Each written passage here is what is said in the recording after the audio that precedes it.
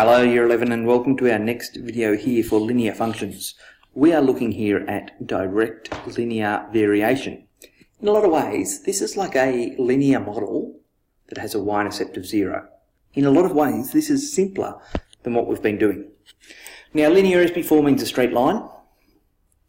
Variation means that I have two values, right, and one of them changes proportionally with the other. And direct means when one of them goes up, the other one goes up. So if I double one quantity, I double the related quantity. Now an example of this might be something like how much petrol you use, and or how many kilometres you drive, and how much petrol you use. Right? If I drive twice as far, I will use twice as much petrol. If I drive half as far, I will use half as much petrol. If I drive 0 kilometres, I will use 0 litres of petrol. Okay, and that's that 0 y-intercept or vertical intercept that I mentioned before. Now, most important thing to do or to learn with this direct linear variation, if I say y is directly proportional to x, then y equals kx. K is this thing called a constant of variation, and we're going to calculate it. Sometimes constant variation or a constant of proportionality. Rightio, we're going to move on here to an example, and here we go. The mass, m in kilograms, of a metal varies directly. So varies directly means equals k. Right? You can replace one with the other pretty much, as its volume v in cubic centimetres. So here we go, we've got a table that shows how this works. When the volume is 0, the mass is 0. When the volume is 48, the mass is 14.4. When the volume is 60, the mass is 18, and so on. So we need to graph this relationship. The independent variable, be the top row, will be volume. So that's going to go on a horizontal axis, and I want this to go from about 0 to 150. Okay, so let's do this. I'm going to start here and run across there. Now I think I can probably, I'm going to have to go like this. I think it's going to have to be 10, 20, 30, 40, 50, 60, 70, 80, and so on. Oops. Hang on a bit. I'll finish that off in a moment. And my dependent variable, oops, what happened there? My dependent variable is going to be my mass, right?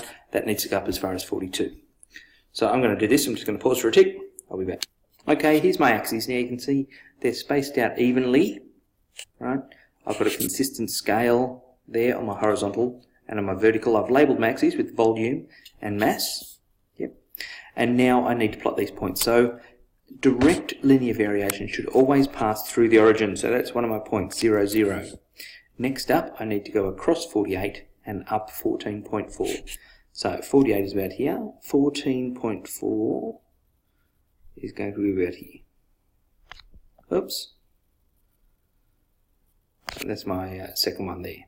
Then across 60 and up 18. Here's 60. Now 18, that's 17.5, so 18 is about here. Oops, there's my 60 and 18, and we know that it's direct linear, or we're assuming at this stage it is, so I should be able to spot fairly quickly if I've put something in the wrong spot. 80 and 24, we get 80 and 24, be about there. 116 and 34.8, that's a bit tricky. 116 and 34.8, just shy of here. About there perhaps.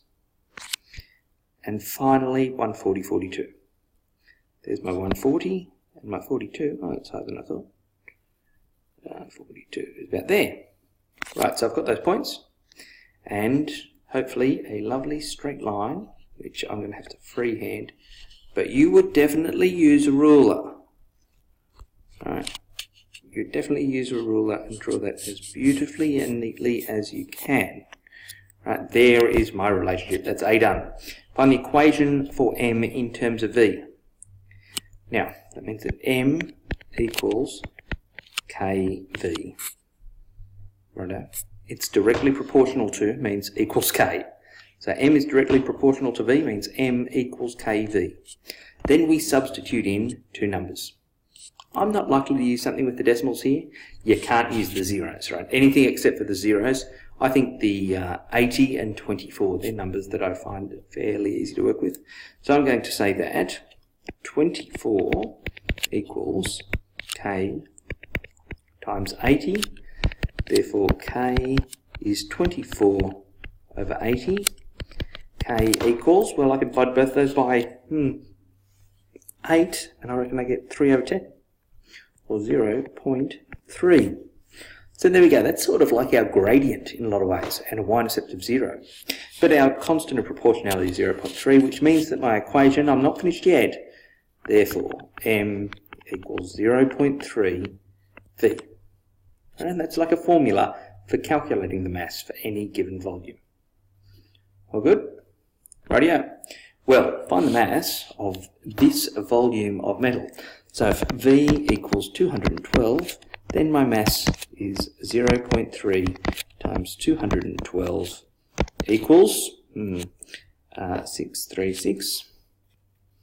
It'd be 63.6 kgs. And let's have a look. Oh no, so 212 would be over here somewhere, right? So we're extrapolating, right? We'll be up in this region, way up there somewhere, right? So I can't really use the graph, but we have generated the equation like a formula, and we have calculated a value there. So that brings us to the end of this little exercise here for direct linear variation.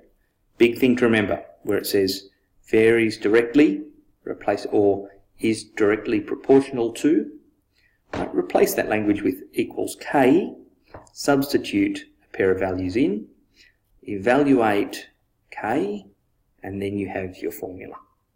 Okay, hope you enjoyed it. See you in class.